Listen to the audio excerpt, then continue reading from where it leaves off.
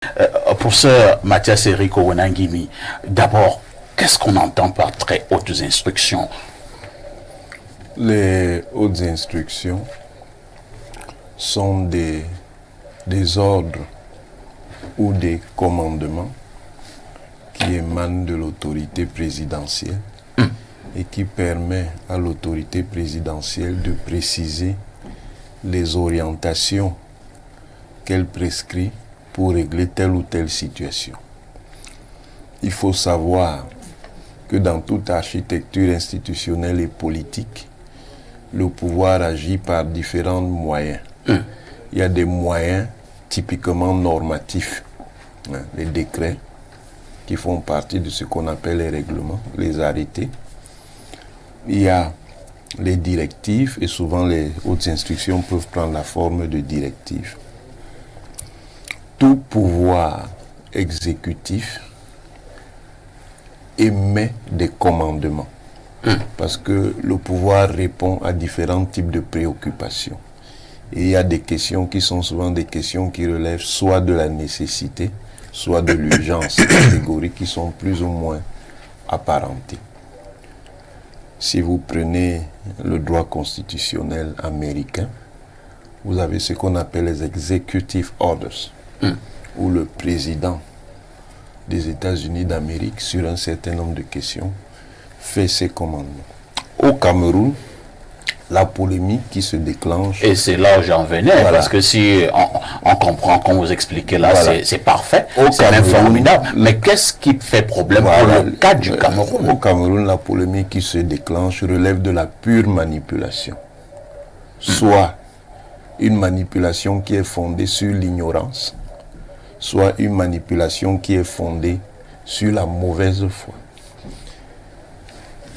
Qu'est-ce qui est en jeu dans cette polémique? C'est la déconstruction idéologique de l'emprise du pouvoir présidentiel. Parce qu'en réalité, si vous dites qu'un secrétaire général de la présidence de la République du Cameroun peut prendre de manière continue, régulière, quasiment permanente, des fausses instructions, ça veut dire que vous attaquez directement la capacité du président de la République. Ça veut dire que vous dites, comme on dit au quartier, qu'il n'y a personne. Il n'y a personne à tout dit. Vous voyez que c'est une perspective idéologique bien construite qui vise en réalité à installer un climat insurrectionnel. Pourquoi?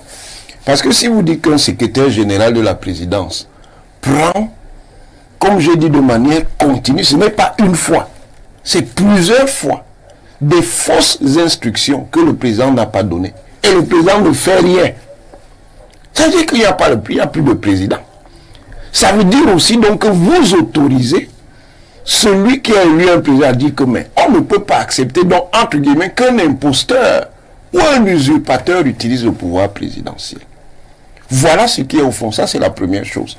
Deuxième chose, la position de secrétaire général de la présidence de la République est très enviée et très convoitée au Cameroun. Ah bon? Pourquoi?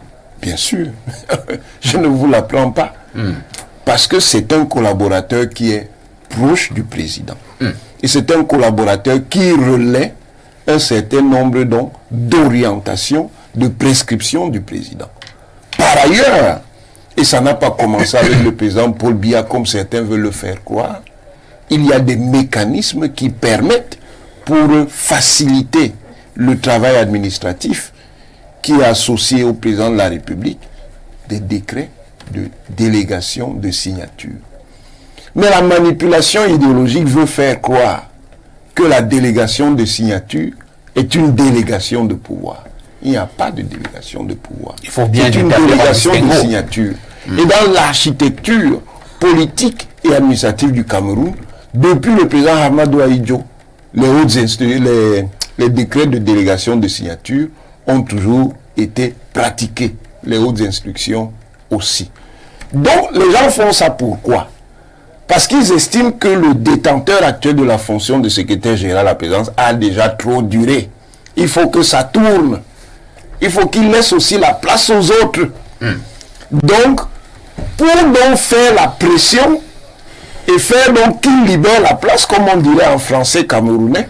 Il faut donc construire la fiction que il en est arrivé au point où de lui-même et par lui-même, il prend des instructions sans en référer à l'autorité qu'il a nommée et à l'autorité dont il est un collaborateur important.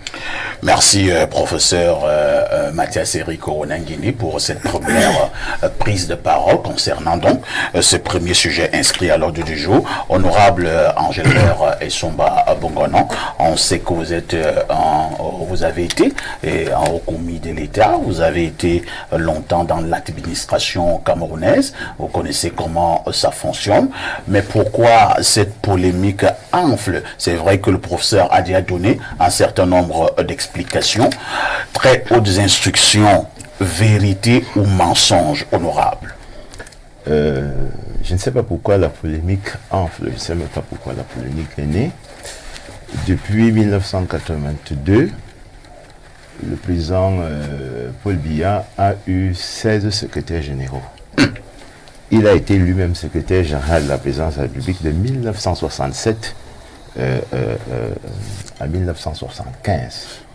Et quand vous prenez le top 5 des secrétaires généraux, le ministre d'État Ferdinand Gongo cumule 13 ans, suivi du président Paul Biya lui-même 8 ans, le ministre d'État Laurent Esso 5 ans, Mara Fami Yaya 5 ans, Jean-Marie Atangana Mabara 4 ans.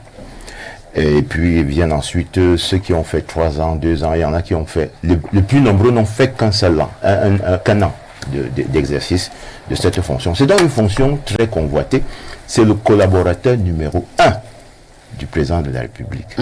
Et c'est celui qui voit le président de la République tous les jours, parce que naturellement, il assiste le président dans l'accomplissement de sa mission. C'est donc un poste très convoité, c'est également un poste difficile. Et lorsque vous lisez l'organigramme de la présidence de la République, 2 mots clés reviennent, directive et instruction. Maintenant, si vous mettez l'adverbe très, c'est-à-dire le superlatif absolu très, que vous accolez à l'adjectif haute, vous voyez que celui qui s'exprime ainsi veut donner une indication claire sur le niveau le plus élevé d'où partent les instructions et les directives. Parce qu'effectivement, l'article 3 de cet organigramme dit que le secrétaire général de la présidence de la République reçoit du président de la République des directives. Tout à fait. Il suit toutes les instructions données. Ça veut dire qu'il a la capacité, lorsque vous êtes secrétaire général, le président doit vous donner des instructions. Bon, le superlatif très et l'adjectif haute ne sont pas dans le décret, mais on retient que c'est le président de la République, la plus haute autorité hiérarchique de l'État, qui donne des directives et des instructions au secrétaire général. Et le texte est encore plus clair, parce qu'il dit que le secrétaire général de la présidence de la République suit l'exécution de ces instructions. Ce sont des instructions dont l'exécution doit se faire sans délai, dont l'exécution doit se faire toute autre affaire cessante. Ce sont des instructions dont le compte rendu des difficultés rencontrées dans l'exécution doit être également fait. Et ce sont des instructions qui ne souffrent d'aucun différé. C'est-à-dire que lorsque le président a donné une instruction, que ce soit verbalement, que ce soit par écrit, ou dans le cadre de l'un de ses discours, parce que beaucoup de gens oublient que même dans un discours, le président peut donner des instructions, et les services qui sont chargés de l'exécution. Vous voulez faire allusion, par exemple, au discours du 10 février à la Nation? Tout le monde a entendu le président dire lui-même qu'il a donné des instructions, non seulement au gouvernement, mais aussi à un ministre. Et lorsque vous prenez l'instruction générale de 2002 sur l'organisation du travail gouvernemental, l'obligation d'informer de façon permanente, le président de la République fait que aucun ministre ne peut imaginer exercer une action sans que celle-ci soit répercutée au président de la République d'une façon ou d'une autre. Donc, vous concluez cette première prise de parole, je voudrais dire que le président de la République, qui a été lui-même secrétaire général pendant 8 ans, sait bien de quoi Il est on question. parle. Et on ne peut pas imaginer que, à ce niveau d'exécution de la fonction présidentielle ou de la fonction exécutive, la plus élevée dans la République, qu'il y ait des effractions. Des effractions, c'est-à-dire que quelqu'un existe à côté du président de façon en plus. infraction, aggravée, de façon répétée que à ce niveau. Parce que ça veut dire quoi? Ça veut dire que ce sont des faits qui pourraient relever uniquement dans la haute cour de justice. Donc, et ceux qui parlent de cela, avec légèreté, ne mesurent peut-être pas la portée de ce qu'ils veulent dire. Et la présidence de la République n'est pas la seule institution attaquée dans la structuration idéologique dont parlait le professeur tout à l'heure. Même le Parlement a été attaqué. Le Parlement est constamment attaqué parce qu'il s'agit de décrédibiliser ces institutions pour que le moment venu, lorsqu'elles vont s'exprimer, dans le cadre de leur mission, qu'on dise, mais attendez, il s'agit de qui là? Il y a qui là-bas? Il n'y a personne. Donc, vraiment, première chose, le président de la République est fondé de donner des instructions et des directives. Deuxième chose, le secrétaire général de la présidence de la République est appelé à les relayer au gouvernement parce que l'article 1er de l'organigramme dit que le secrétaire général assure la liaison entre la présidence de la République et le gouvernement et les autres institutions républicaines. Donc on ne peut pas imaginer qu'il se dérobe de ses responsabilités.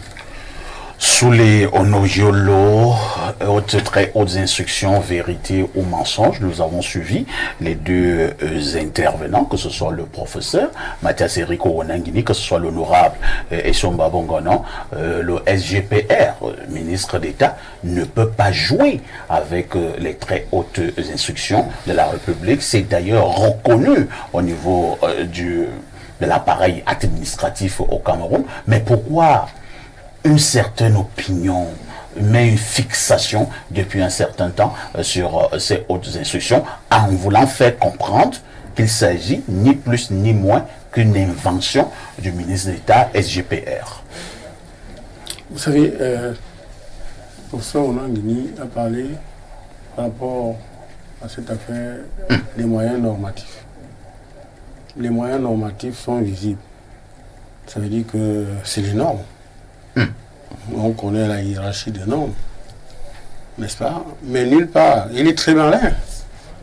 Il a sorti haute directive, haute instruction et l'autre.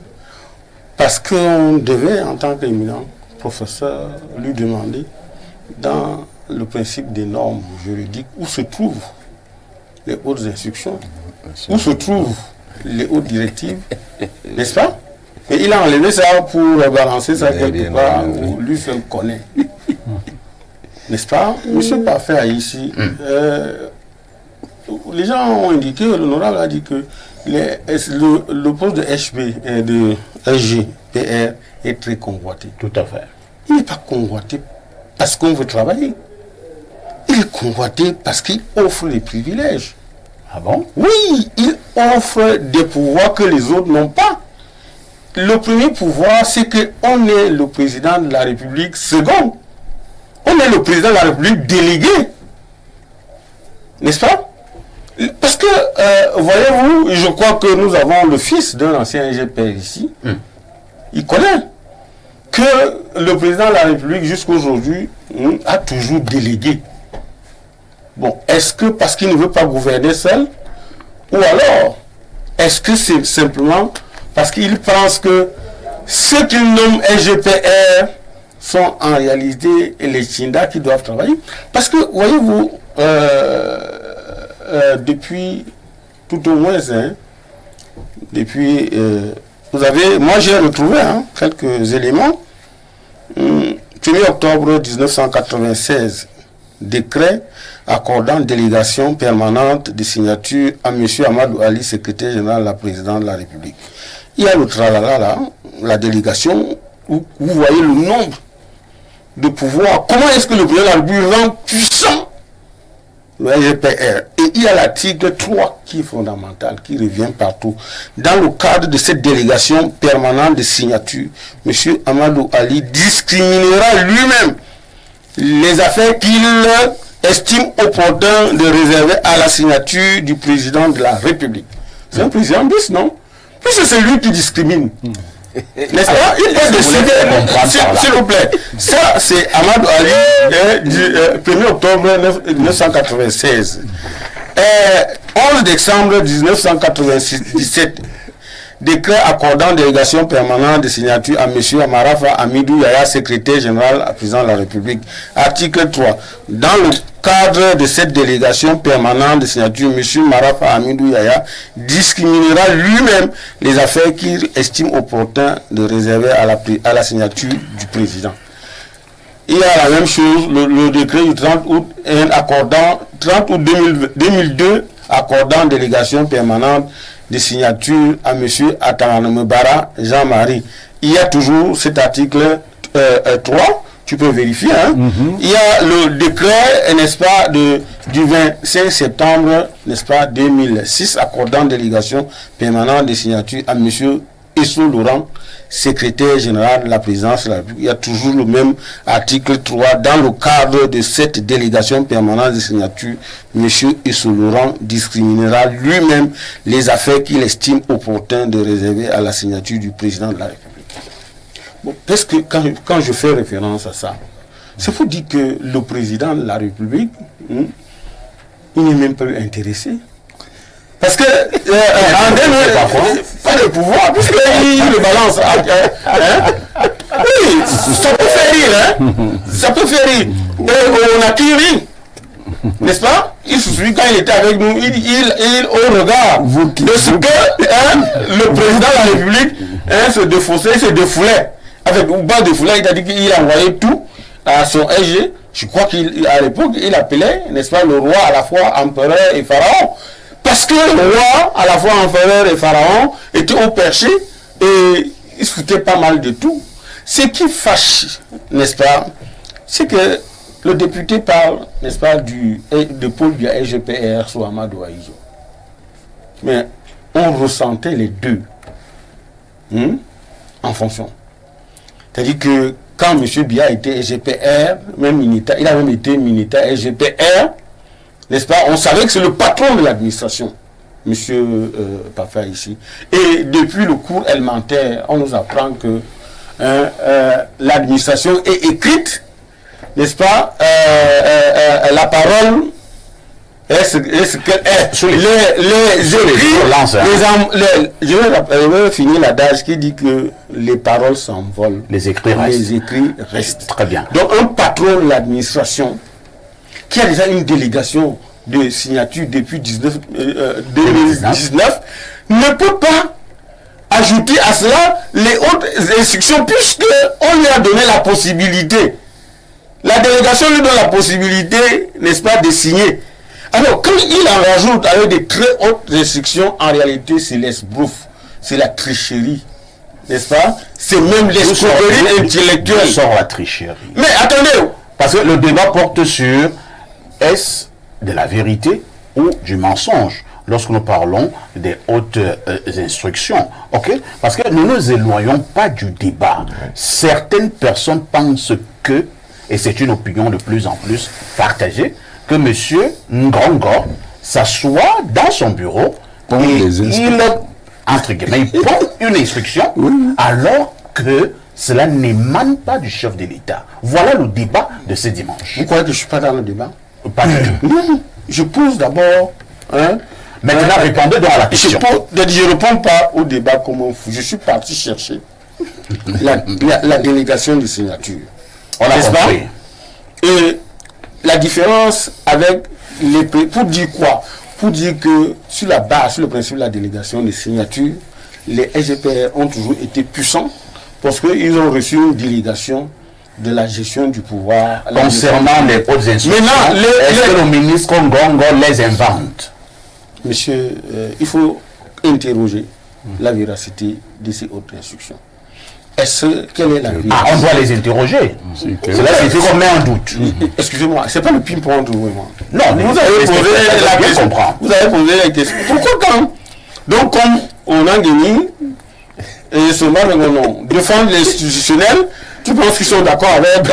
Maintenant que j'essaie un peu de contester et de gratter le vernis. Par contre, le fait qu'on puisse contester, je veux justement que les téléspectateurs comprennent.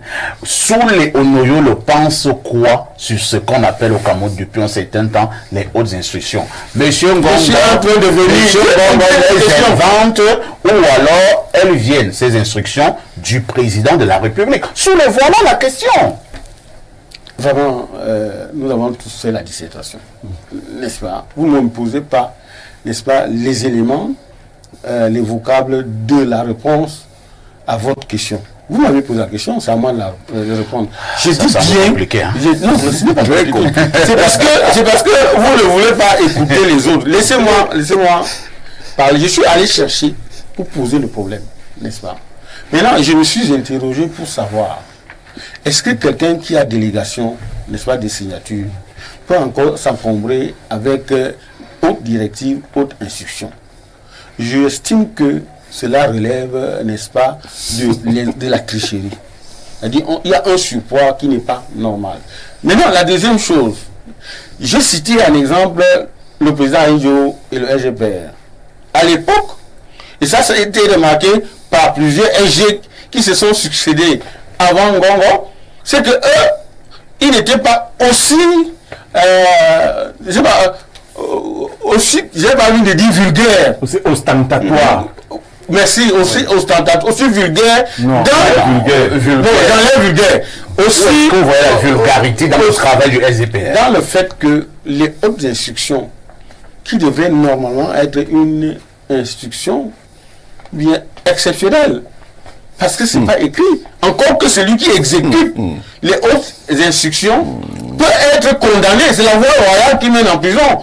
Parce que lui qui exécute, si le président de la école interpelle sur les hautes instructions, qu'est-ce qu'il va dire? Donc je suis en train de dire maintenant, j'ai cité le cas. Oui, j'ai cité le cas du président Aïdjo et le SGPR, M. Biya. Quand le président Aïdjo était aux affaires, on entendait très peu parler du SGPR. Là n'est pas le débat. Mais là, le débat, c'est quoi? Le débat enfle, pourquoi? Parce que aujourd'hui, il est difficile de savoir quelle est l'activité, n'est-ce pas, réelle du chef d'État qu'on déclare fatigué. N'est-ce pas? Non, je chute. C'est important parce que vous voulez absolument. Vous voulez chuter sur les. C'est que parce que les Camerounais qui ont élu, par exemple, le président Biya en 2018, qui jusqu'à présent n'a tenu aucun conseil des ministres. Il n'a pas fait là. Non, c'est là. Attendez, vous parlez le débat, c'est là. L'absence. Non, c'est vous qui voulez évacuer le vrai débat. Le vrai débat, ce n'est pas tant. Donc le vrai débat, ce n'est pas Ngongo, c'est Biya. Le vrai débat, c'est que l'activité du président de la République est de plus en plus inobservable. On a le sentiment que le confinement physique... Là n'est pas le débat. Non. Le confinement physique du président rend de plus en plus fort, n'est-ce pas, le SGPR. On comprend ce dimanche que vous, pour une fois, vous avez été incapable de répondre à une question de journaliste. Et je non, monsieur, non, ne me dites pas ça. Ça sera... Nous sommes journalistes, toi et moi. Si je me mets à votre place... Non, si je me mets à votre place, n'est-ce pas, je vous pose la question, vous n'allez pas dire de façon radicale ou bien de façon le professeur Wanangini oui ou ce non. Le professeur Wanangini et l'honorable Essobombona ont été clairs que c'est la vérité. Mais moi je dis que c'est pas la vérité. Voilà, ben c'est ce qu'il faut dire. C'est ce que tu as attendez. Mais je ne veux pas dire la vérité, que ce n'est pas la vérité.